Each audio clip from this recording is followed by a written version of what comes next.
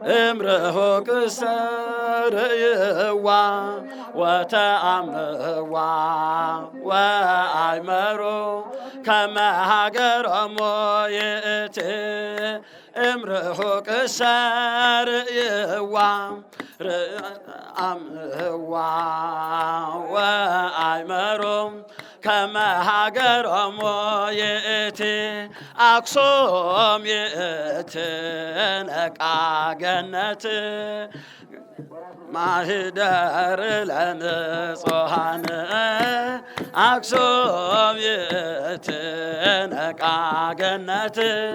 አዘግተማ የህይወት ማህደር ለንጹሃን እምርሁቅ ሰርይዋ ወተአምዋ ወአእምሮ ከመ ሀገሮሙ ይእቲ እምርሁቅ ሰርይዋ ወተአምዋ ወአይመሮ ከመ ሀገሮሙ ይእቲ አክሱም ይእቲ ነቃ ገነት አዘተማ የህይወት ማህደር ለንጹሃን አክሱም ይእቲ ነቃ ገነት አዘተማ የህይወት ማህደር ለንጹሃን ታቦት እንተ ውስቴታ ኦሪት እንተ ውስቴታ ታቦት እንተ ውስቴታ ኦሪት እንተ ውስቴታ በወርቅ ይከድን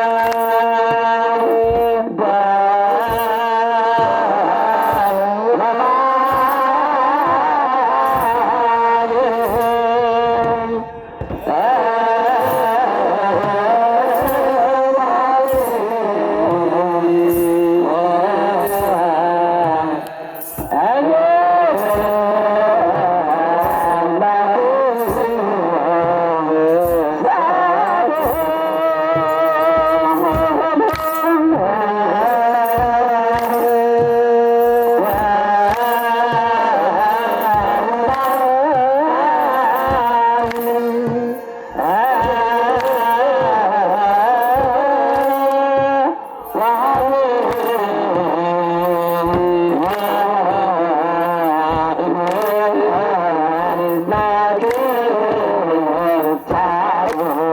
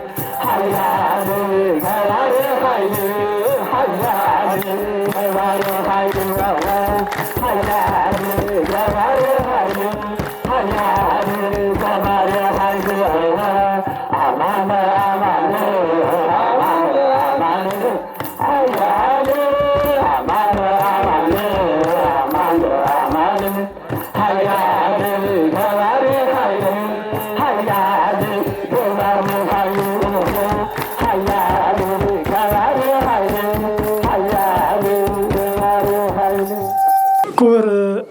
ንቡረ እድ ጎደፋ መርሃ ናይ ርእሰ አድባራት ወገዳማት አክሱም ጽዮን ንቡረ እድ ከምኡ ኩለይ ኣብ ማእኸላይ ዞባ ሃገረ ስብከት ስራሕ መካያዲ ክቡር ጎይታ ቀሽተ ገበዝ ፍስሐ ሃይለ ማርያም ናይ ርእሰ አድባራት ወገዳማት አክሱም ጽዮን ቀሰ ገበዝ ክቡራን ናይ አገልግሎት ሓለፍቲ ብክልቲኡ ወገን ዘለኻትኩም ከምኡ ኩለይ ሊቃውንቲ ናይ ስብከተ ወንጀል ኣባላት በዝሎማዓንቲ ዕለት በዝተቐደሰ ዕለት ናይ ቅዱስ ጊዮርጊስ በረከት ንምክፋል እቲ መዋዕሉ በዓሉ ንምኽባር ንእግዚአብሔር አምላክኩም ንምስጋን እግዚአብሔር አምላክኩም አመስግንኩም ደሞ ካብ እግዚአብሔር አምላክ በረከት ንምክፋል ጽድቂ ብመገድ ጽድቂ ንምምራሕ በዝሎማዓንቲ ዕለት ናብ ዝተቐደሰ ደብረ ጊዮርጊስ ጥንታዊ ገዳም ናይ ቅዱስ ጊዮርጊስ ቤተ ክርስቲያን ታወት ተቐሪጽሉ ዝምስገነሉ ቦታ ዝተሰባሰብኩም ኩልኻትኩም ከከም ማዕረጋትኩም ካብ ዝዓበኹም ክሳብ ዝነኣስኩም ብስም ጎይታና መድሓኒና ኢየሱስ ክርስቶስ ፍጹም ሰላምታ ከመይ ሓዲራትኩም ዳሓንዳ ሓዲራትኩም ከመይ ሓዲራትኩም ኣሜን ልኡለ ባህሪ እግዚአብሔር ፈጣሪና በዚ ዕለት እዙይ ኣነ ንስኻትኩም ኩላህና ኣብዚ ዘለዉ ሊቃውንቲ ካብ መራሕትና ጀሚሩ ኣብዚ ተረኺብና ንፈጣሪና ክነመስግን ፈጣሪና ቅዱስ ፈቃዱ ኮይኑ ናብዚ ይሰባሰበና ክብር ምስጋና ንዑ ይብፅሓዮ ያው ናይ ትምህርትና መበገሲ እንገብሮ ኣርእስቲ ዓንተ ወፍቲ ስርዓተ ቅዳሴ ወይ ደሞ ወፍቲ ናይ ቅዳሴ ጸሎት ዝተነበበ ቃለ ወንጀል በቦና ካህን ዝተነበበ ቃለ ወንጀል ካብኡ ሓደ ጥቕሲ መበገሲ ገርና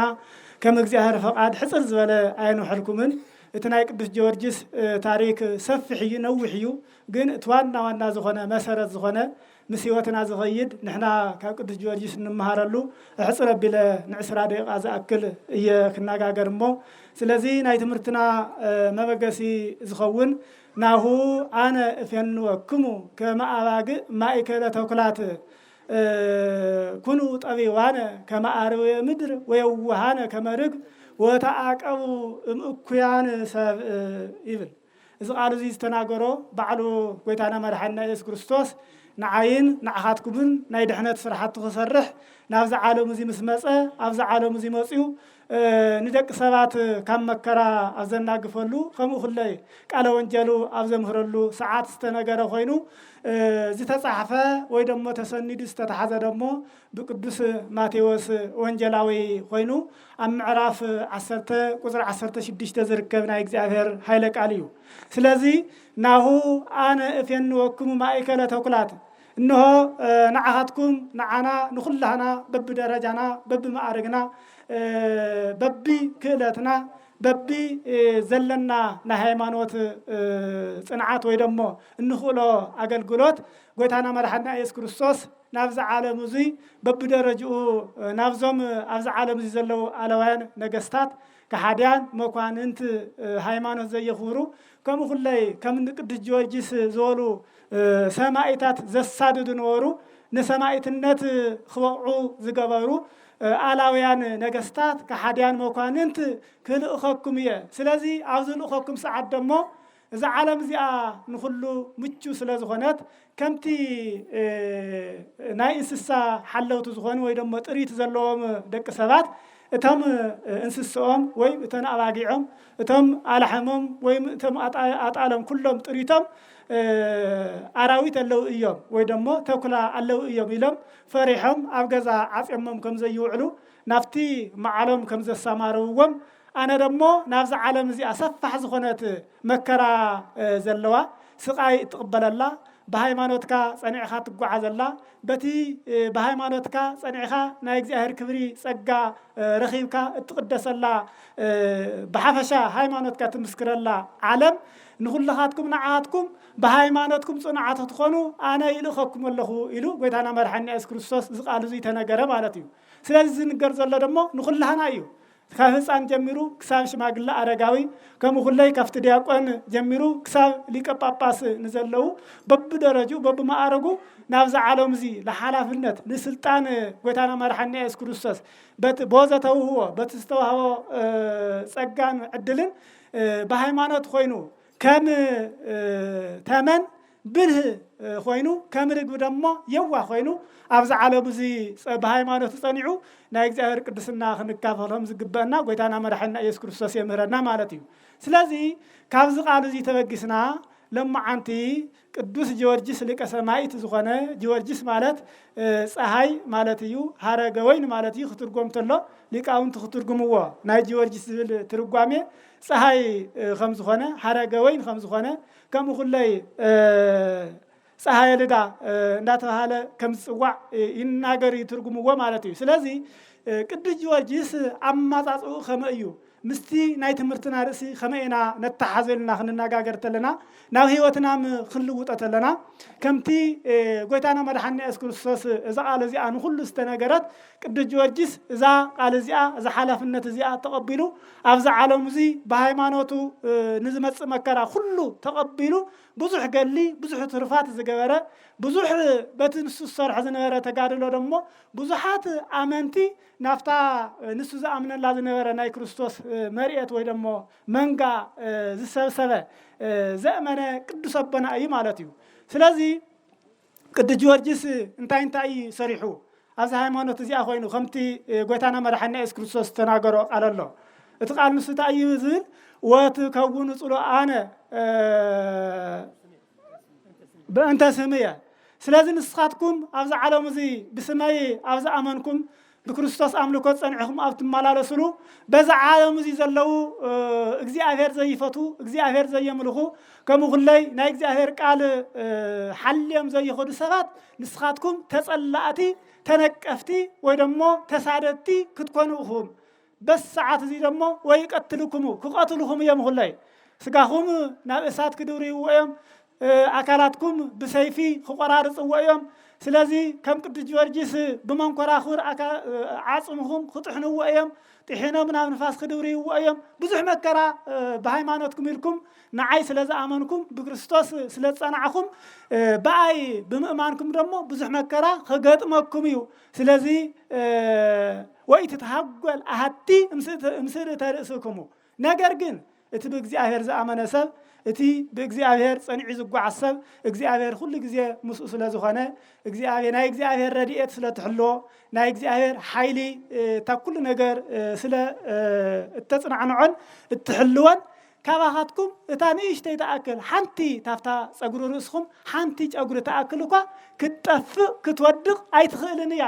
ምክንያቱ ንስኻትኩም ምስ እግዚአብሔር ስለዘለኹም እግዚአብሔር ሁለይ ምሳኹም ስለዝኾነ እግዚአብሔር ነቶም ዝኣምንዎ بكل نجار سلازح اللوام سلامو أوزحو فقرو أوزحو بركتو عدلو صقو أوزحو إجزاء ككل نجار سلازح اللوام أزمز عالم يزلوا نعهاتكم أفز الساددهم نعهاتكم أفصلوهم نعهاتكم أفز قتلهم نعهاتكم أكوي مخري أفز مخرولكم ساعات شنكاي نأكلاتكم بأكل مكره وصحكم خلي خوينجن تافتا أكلاتكم تافتا زنأسد تافتا ጸጉር ርእስኩም ጀሚሩ ሓንቲ እኳ ክትወድቕ ኣይትኽእልን እያ ምክንያቱ ናይ እግዚአብሔር ሰባ ስለዝኾና ናይ እግዚአብሔር ፍጡራ ስለዝኾና ናይ እግዚአብሔር ኣምልኽቲ ስለዝኾና ስለዚ በዚ ቃል እዚ ቅዱስ ጊዮርጊስ ብዙሕ መከራ ከም ዝተቀበለ እትገሉ ይሕብረና ማለት እዩ ምስ ድድያኖስ ንጉሰ ፋርስ ተባሃለ አላዊ ንጉስ ገጢሙ ንሸውዓተ ዓመት ዝኣክል ብዙሕ መከራ ብዙሕ ስቃይ ከም ዝተቀበለ ንሰለስተ ጊዜ ዝኣክል ከም ዝሞተ ሞይቱ እንዳተሰአ ከምቲ ጎይታና መድሓኒና ኢየሱስ ክርስቶስ ንሞት ድል ገይሩ አሸኒፉ መቃብር ፍትሕ ላይ መግነጽ ፍትሕ ላይ እንተበለ ተስኡ ንዓና ሁሉ ትንሳኤ ዘለ ክብር ዝሃበና ዝዓድለና ብትንሳኤ ተሐዲስና ናቱ ክብር ጸጋ ልጅነት ረኺብና መንግስትኩም ንወርስ በዓሉ መምህር ኮይና ረአያ ኮይኑ ዘመህረና ቅዱስ ጊዮርጊስ ደሞ በሃይማኖታው ዝምስክረሉ ሰዓት ብድድያኖስ ተባሃለ አላዊ መናፍቅ ወይ ደሞ ሃይማኖት ዘይውሉ ነቶም በክርስቶስ ዘአምኑ ዘሳድር ዝነበረ ከምቲ ናይ ክርስቶስ ቃል ብዙሕ መከራ ዝተቀበለ ቅዱስ አቦ እዩ ማለት እዩ ስለዚህ በሰዓት እዚ ንሰለስተ ጊዜ ዝኣክሉ ዝኣክል ሞይቱ ተስኡ ስለዚህ ይቆትሎ ተስኡ ደሞ ገና ናብ ጎዝ እንተ ይበጽሐ እነኹ ኣነ ናይ እግዚአብሔር መገልገል ዝኾኑ ናይ እግዚአብሔር ወታደር ዝኾንኩ በሃይማኖተይ ጸኒዕ እግዚአብሔር ኃይል ዝኾነን ዘተንስአኒ እነሆ ቅድመ ኻመጽአን ንኾን ተኣሉ ሕፈር እንዳለ በቅድሚኡ እንዳሓለፈ ይቅድሞ ነበረ ማለት እዩ ንሰለስተ ግዜ ተሰአ ስለዚህ ኣፍታ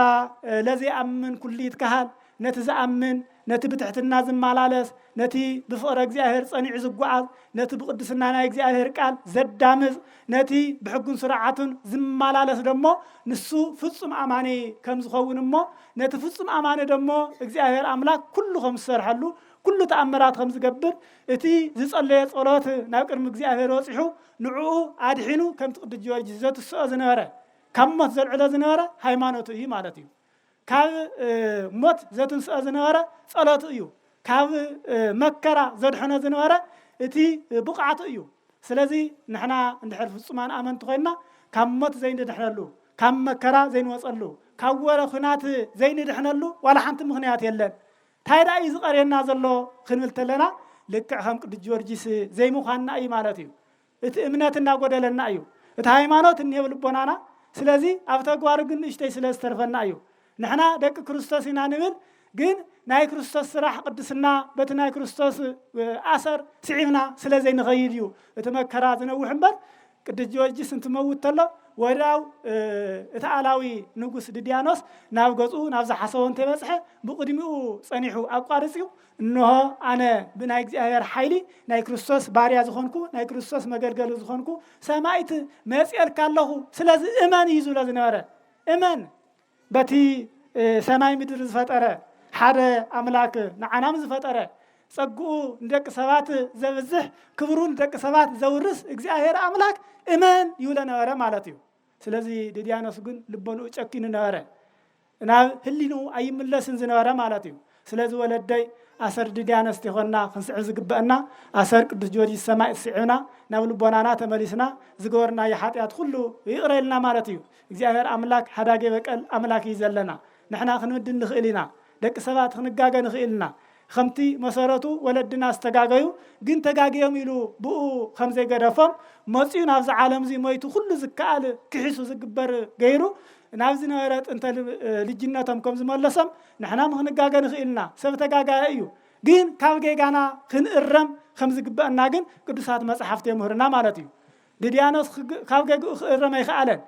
እኳ ደኣስ ይናደድ ነበረ ይባሳጭ ነበረ ንምንታይ እዚ ነገር ዝኸውን ዘሎ እንዳለ መከራ የጽንዐሉ ነበረ ነቲ መከራ ደሞ ብትዕግስት ይቕበሎ ነበረ ቅዱስ ጊዮርጊስ ማለት እዩ ከምቲ ኣይቆ ሐዋርያ ዝተናገሮ ወኩሉ ዘይትየገሳ ለእችት ነታ መከራ ነታ ስቃይ በሃይማኖቱ ጸኒዑ ንዝቕበላ መከራ ስቃይ ብትዕግስት ንዝቕበላ ሰብ ይብል ወኩሉ ዘይትየገሳ ለእችት ንሱ ቅዱስ እዩ ክብር እዩ እግዚአብሔር አምላክ ደሞ ቅድም ኢሉ ዘዘጋጆ መንግስቱ አክሊል ናይ ህይወት አክሊል ዝኾነ ክህቦ እዩ ክዕድሎ እዩ ከምቲ ዝበሎ ቅዱስ ጊዮርጊስ ንሰለስተ ግዜ ከም ዝሞተ ቀፂሉ ደሞ ብዙሕ መከራ ከም ዝተቐበለ ከም ዝተሰአም ንሸውዓተ ዓመት ዝኣክል ደሞ ጽኑዕ ዝኾነ መከራ ገሊ ከም ዝተጋደለ ከምታ ቅዱስ ያዕቆብ ዝበላ ከምዚ ዝፈጸመ ደሞ بمكرة تعجسو بمكرة صنيعو نزحالة فسب نا هيوت أكليل خمس ركب بتن شوعت عمت استجادلن لك شوعت أكليل كم استوهوا تقول لي ينقرنا يستمرنا بركة عدلنا جزيهر أملاك سلاز بزلم معنت علتهم تابتمالي وزيما جميروم لك أونتنا بقلقالات زحدرو كهناتنا نسخاتكم نتقلقالات ندامسكم بزكالكم الناس اللهم كساب حز ساعاتم أبز أو دم هرتزي إذا قمنا الله زيننا بوتا بتعميد انتويت قداميا ولدنا خمسة مهرنا تاريخ خمس حبر بيت جوجي هندات وهالات خمس سواع ناينك استسابع بيت منقست خمسنا ورا كده تواتس يعني تتمسك الله بس خلاص صعدور بهاله بس خلاصي نميت عمد خمس تأمات أتلو سلاز سعي وده ما دحريو ناي مسك المثل زلوا مالتي ناي مسك المثل زلوا بيت كريستيان أبزي سينا نيوزي تهاني زهانة صلو استهانة صلو نزمانات بزحات منفساويان قلقالات اندهاولو زنبرة نزمانات تقارس صنيحو افتيك زي هذا فقادة اللي دمو اف زماننا نحنا عدلنا تاسلا زخنا بزمننا تسرعي دمو نحنا قلقالات اندهاونا له بركة لا تخافنا له زلنا بوت عيننا مالتي سلازي ازي دمو نايك زي هالسقان قبلوا له سماويت بيتنا ناي سماويت بيتنا مثال يا قدس كريستيان مو الناق دجورجيس أبزا بيت كريستيان زيا صنيعو بزح مكرات قبلو نشوعات عمد تقاليلو شوعات عمد ناي شوعات عمد تقاليلو دمو شوعات أكلين كابيت إغزابير استقبلوا له علتنا أنا بزلم مع علت مو نقع نفس علت زيا صحكم دخلنا نقبأ ولدي شوعات أكلين استقبلوا له مالتكوي رغم إغزابير سئلي خونا نسدد ناي دخامكا ناي سعر خواقا عصف درب غير يزهق إغزابير أملاكم مو خمس غيرو ناي دخامنا ناي صعرنا عصف درب غيرو نقعد لنا ناي زهر أملاكنا قدس فؤاد يغون سلازي قد جورجيس تافتن سرحان تأمرات نزي درقة عالم ليمو إمالتيو نزي درقة عالم ليمو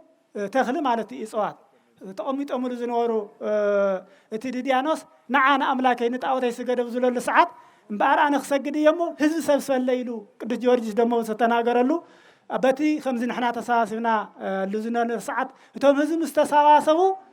اتي خفيلهم لزنا وانفر مالتيو عالم نيمو فرا خوص غيرو بتأمرات بصلاتو توم أساسيهم زنورو هزبي ناو هايمانوت زمسة كموت ناو هيوت تشاغره قدس ابو مالتيو ازيم طرح يخونن موتما تسيو قد جورجيس موتا تسيو نربعة ميتين سلاسان زاخلو نفسات ميتم زنورو نزمانات زاخلو ميتم زنورو صليو اتصلاتو እግዚአብሔር አምላክ ተቀበሉሉ ነዘም موتان زيام اتسيو مالتيو ابز درجه زيو زخورزي خبقع زخاله زغورتو ሃይማኖት እያ ስለዚህ نزي تأمرات زي خسر حز خاله بقنعنا لفطاريو سلازي لمن أيو بقنعنا فطاريو سلازي مسجن أيو بقنعنا فطارينا أمن لمنلو اتزقبر صلاة دمك زي آخر كم زقبلا نعنام تعرفو نذاك ساعتم كم نربحلو كاب قد جوارجيس كن مهارق بأنا ولا دي كاب قد جوارجيس كن مهارق بأنا سلازي بذل ما عن تعلات زخل ما كرا مسحلفة نمبرر عاجزية بسماعة النت أوزع عرفوا الساعات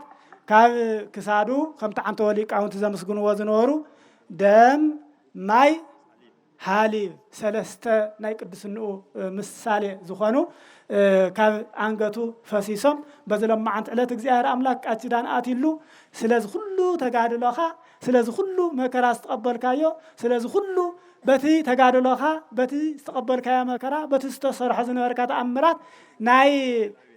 مؤمنان نفسي زرحن كايو سلازي بزلم مع أنت علات بيوه علاتك أبك دسيتك كريستيان كمسيو زسألية زهابة زمسوته زقربة زمسجنا زي دم كله حاطياتو دم سيسل يلو كاتشدان زاتولو نايب على عرفت سماعة الناس تقبلوا العلتنا نخبر زلنا بسم الله وولد ومنفس قدوس أحد أملاك آمين بسم الله وولد ومنفس قدوس أحد أملاك آمين بسم الله وولد ومنفس قدوس أحد أملاك آمين كور كشجاز فسحة كور أفجاز ألمايو كور جراجتا ناوسناي كور ملاك صاي تشالة ناي معراب تجراي هاجر سكت ناي سكت وانجل حلافي سواء كان وانجل مماران لكونتو تجزيابير مؤمنان ومؤمنات مناسي هصانات لحند حريراتكم لحند قنيخاتكم آمين እግዚአብሔር ሹም ንዘላለም ዝተመስገነ ይሁን እግዚአብሔር አምላክ በህይወት ሓልዩ እንኳን ናይ 2018 ዓመተ ምህረት ናይ ሰማዕቱ ቅዱስ ጊዮርጊስ ዓመታዊ በዓል በሰላም መብጽሕና እሞ መምህርና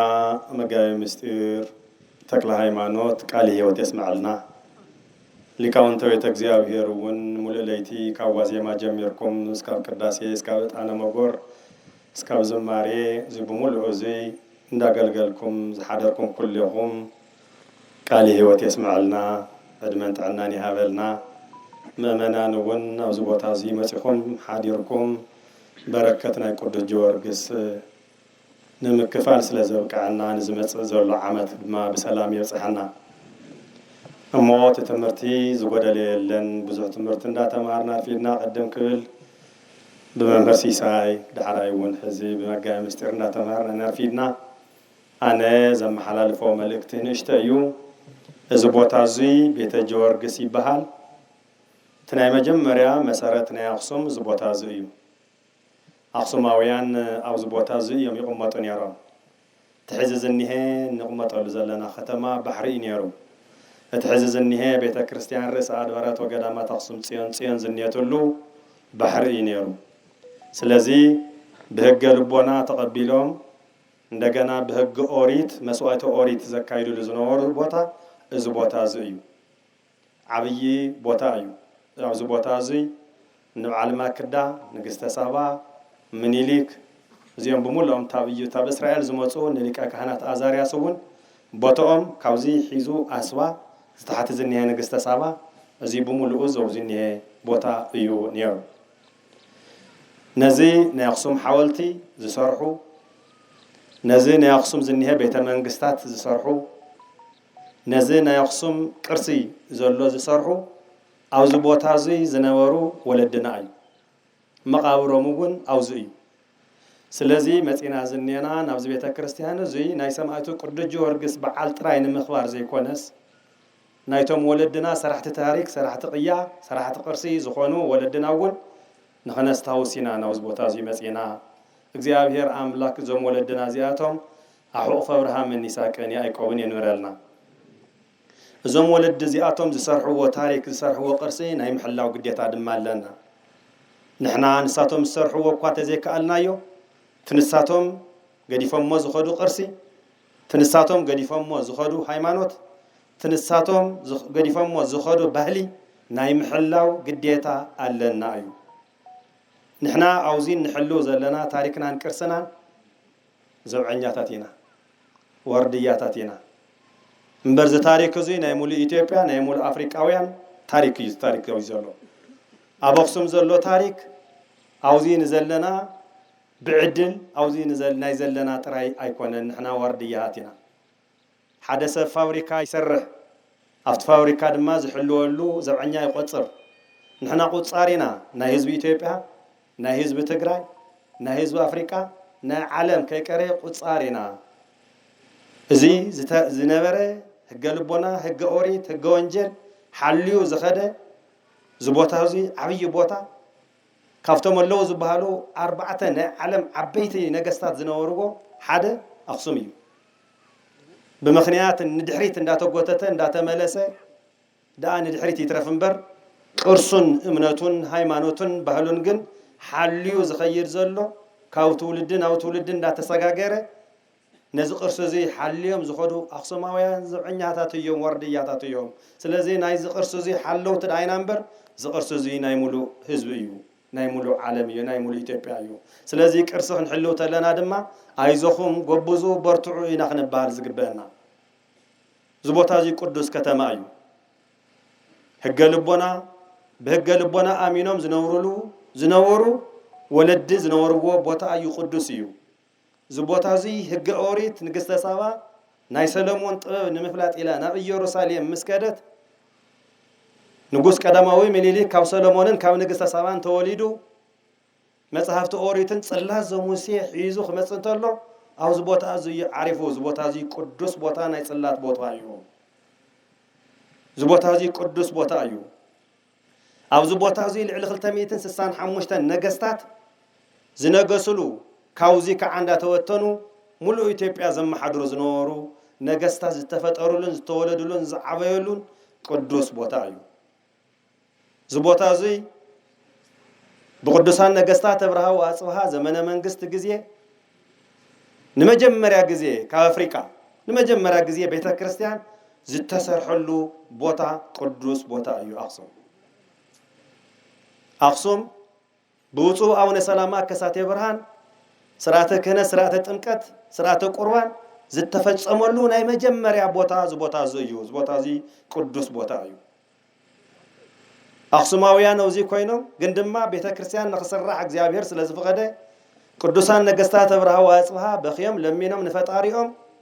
ዝጽላህ ዘሙሴብ ዝኸባበዚ ኣብ ኣስባ ኣብዚ ጽዑቅዱር ይነብር ስለዝነበረ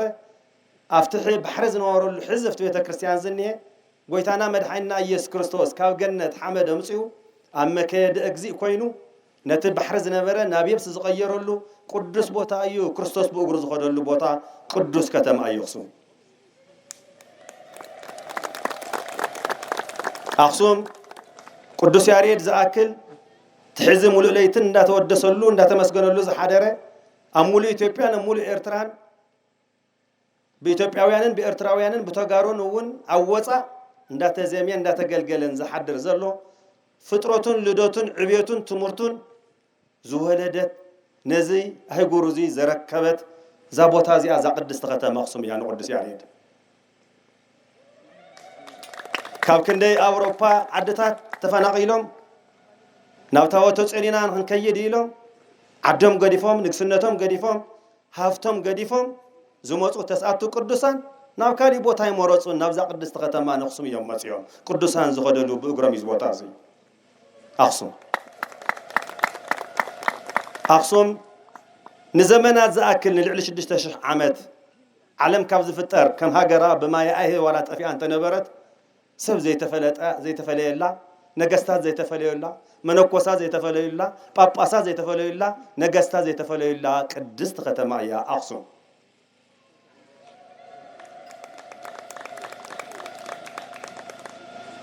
ኣኽሱም ብዙሓት ነገስታት ዝሕዚ ኣብዚ ቤተ ክርስቲያን ዝነበረ ብግራኝ መሐመድ ዝተቃጸለ ቤተ ክርስቲያን ናይ ቅዱስ ጊዮርጊስ ብቐጥታ እቲ ሕዚ ካብቶም 11 ቤተ ክርስቲያን ኣብ ላሊበላ ዝርከቡ ተሓደ ቤተ ጊዮርጊስ ዝበሃል ቤተ ክርስቲያን ቅርጹን ስእሉን ዲዛይኑን ካብዚ ካብ ኣኽሱም ዝኸደ እዩ። ቅዱስ ቦታ እዩ ቦታ እዚ። ንኻልኦት መምህር እዩ ቦታ እዚ። ንኻልኦት ራእይ እዩ ቦታ እዚ። ወንጀል ተሰበኸሉ ንበዓል ማቴዎስ ሐዋርያ መጽኦም ኣብዚ ቦታ እዚ ዝሰበኽሉ እስካብ ዲየጎ ኸይዶም ዝሰበኽሉ ቦታ ቅዱስ ቦታ እዩ ቦታ እዚ። ንዘመናት ዝኣክል ድሕሪ ክርስቶስ ልደቱ እውን ተርኢና በይና ሓንቲ ቅድስት ቤተ ክርስቲያን ናይ ካሊእ እምነት ናይ ቱሪስት ቦታ ስለ ዝኾነ ብዙሕ ቱሪስት ስለ ዝደልዮ ናይ ምንባር ክነብሩ ይኽእሉ እዮም ተዘይኮነ በስተቀር እዚ ቦታ እዚ ሓንቲ ቅድስት ቤተ ክርስቲያን ርእሰ ኣድባራት ወገዳማት ኣኽሱም ጽዮን ጥራይ ዘለዋ ቤተ ክርስቲያን እዩ። ንዘመናት ዝኣክል በይና እንዳተወደሰት እንዳተመስገነት ትነብረሉ ቤተ ክርስቲያን ንሳ ኣብ ቅድስቲ ኣክሱም እያ። 24 ሰዓት ብዘይ ምቁራጽ ስብሃተ እግዚአብሔር ዝበጽሐሉ ቦታ እንተሃልዮ ዝምድር እዚ ኣኽሱም ጽዮን ጥራይ እያ። ኣብ ካሊእ ቤተ ክርስቲያን ይግልገል ልማት ኣይኮነን። ፍትሓት ክህሉ ተሎ ሰብ ክመውት ተሎ ዓመታዊ በዓል ክኸውን ተሎ ሰንበት ክኸውን ተሎ ወርሓዊ በዓል ናይ ታወት ክኸውን ተሎ ይቅደስ እዩ። ኣኽሱም ግን ብፍላይ ክልቲኡ ቤተ ክርስቲያን ጥንታውን ካቴድራል ቤተ ክርስቲያንን ንዘለዓለም ብጀካ 5 መዓልቲ ኣብ ዓመት ሕማማት ዓመት ሙሉ 360 ዓመት ዝቅደሰሉ ዝውደሰሉ ማህሌ ዝቅወመሉ ሰዓታት ዝቅወመሉ ምህላ ዝግበረሉ ስብከተ ወንጀል ዝንገረሉ ቦታ እንተሃልዮ ዝምድር እዚ ኣኽሱም ጥራይ እያ። እዚ ድማ ኢና ንሕልው ዘለና ንሕና ካሊእ ሓድሽ ይፈጠርና ወለድና ገዲፎምልና ዝኸዱ ናይ ምሕላው ግዴታ ኣለና። ንሕልዎ ዘለና ከዓ ናይ ዓለም ቅርስን ሃፍትን እዩ እሞ ወለዲ ኣሕዋት ቶም ወለድና ኣብዛ ምድር እዚኣ ዝተቐበሩ ኣብዛ ቦታ እዚኣ ተቐበሩ ኣታ ብድሕሪና ግድዛ ዓዲ ተወሪራ ኸይውልና ታሪክናን ባህልናን ሃይማኖትናን ናይ ምሕላው ግዴታ ስለ ዘለና ሃይማኖትናን ቤተ ክርስቲያንናን ታሪክናን ቅርስናን ንሓልው ካልኦት እውን ታሪክናን ቅርስናን ክንሕልው እንተለና ኣይኽፈእኹም ቲ ታሪክ ንሕልዎ ዘለና ንሃትኩም ታሪክ ስለ ዝኾነ ክኸፍአኩም ኣይግባእን። ምክንያቱም ንሕና ንሃትኩም ልኡኻት ኢና፣ ንሃትኩም ባራዩ ኢና፣ ንሃትኩም ገረድ ኢና፣ ንሃትኩም ዘብዐኛሃት ኢና፣ ዓዲ ኢና ንሕሉ ዘለና፣ ሃይማኖት ኢና ንሕሉ ዘለና፣ ቤተ ክርስቲያን ኢና ንሕሉ ዘለና፣ ቅርሲ ወለድኹም ኢና ንሕሉ ዘለና እሞ ክኸፍአኩም ኣይግባእን። እግዚአብሔር አምላክ ናይ ሰላም በዓል ይግበረልና። ንዝመጽእ ዘሎ ዓመት በሰላም የጽንሐና። ወስብሐት ለእግዚአብሔር ወለወላዲቱ ድንግል ወለመስቀሉ ክቡር። አንኖ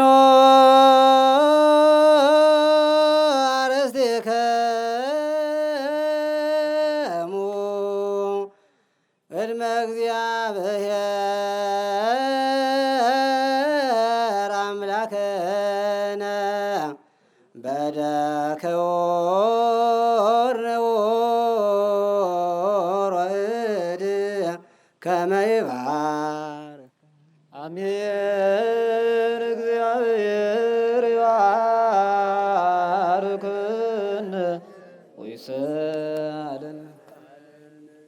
ኦ እግዚኦ አድን ህዝበከ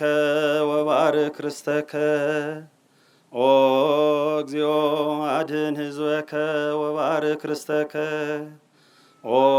እግዚኦ አድን ህዝበከ ወባርክ ርስተከ። ራዮሙ ዋልሎም እስከ ለዓለም ወቀባ ለቤተ ክርስቲያንከ ቅድስት አጥሬካ ወይዘብካ በደሙ ክቡር ለውህድ ወልድከ እግዚእነ አምላክነ ወመድኃኒነ ኢየሱስ ክርስቶስ ወፀዋይካ ትኩን ማህደረ ለነገሥት ወለመኳንንት ለዘመን ንጹሕ ወለሕዝብ ቅዱስ ለመጻእክሙ ወለ ተጋባይክሙ ወለ ጸለይክሙ ውስተ ዛቲ ቅድስት ቤተ ክርስቲያን ለበላይክሙ ሥጋሁ ቅዱሰ ወለ ዘተይክሙ ደሞ ክቡረ ለእግዚእነ ኢየሱስ ክርስቶስ ይስረይ ለክሙ ኃጢአትክሙ ወዘገበርክሙ እምሄ በአእምሮ አው በየአእምሮ በዛለፈ የምሃርክሙ ወዘይመጽእከሙ በእንተ ሥጋሁ ሥጋ መለኮት ወንተ ደሙ ደመ ሕግ ወሥርዓት ኢየሱስ ክርስቶስ ወልደ እግዚአብሔር ጸባኦት ወልደ ማርያም ንጽሕት በድንግልና ሕሊና ወድንግልና ሥጋሃትም ለዓለመ ዓለም ኩኑ ፍቱሐነ ወንጹሐነ ይረሲየኒ ወይረሲክሙ ድሉዋነ ለመንግሥተ ሰማያት እግዚኦ መሐረነ ክርስቶስ ነው ለዓሰርተ ክልተ ጊዜ በዛለፈ ይምሃረነ ወዘይመጽእ ቀበነ በእንተ እግዝእትነ ማርያም መሐረነ ክርስቶስ። ኦ እግዚእ ኢየሱስ ክርስቶስ ስረይ ኃጢአቴ ወኃጢአተ ኩሉ ሕዝብከ ማይሰራ ኃጢአት እግዚአብሔር ይፍታ። እግዚአብሔር ያሉ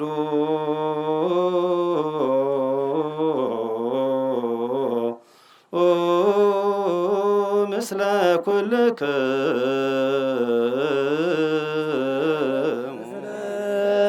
መንፈስ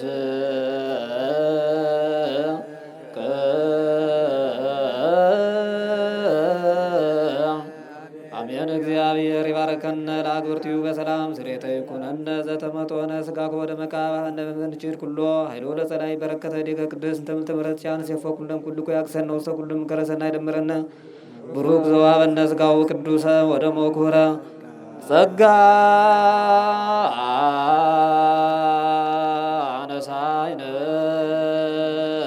ወሕይወተ ረከብነ በኃይለ መስቀሉ ለኢየሱስ ክርስቶስ ችያከ እግዚኦ ናኩት ነስያነ ጸጋ ዘመንፈስ ቅዱስ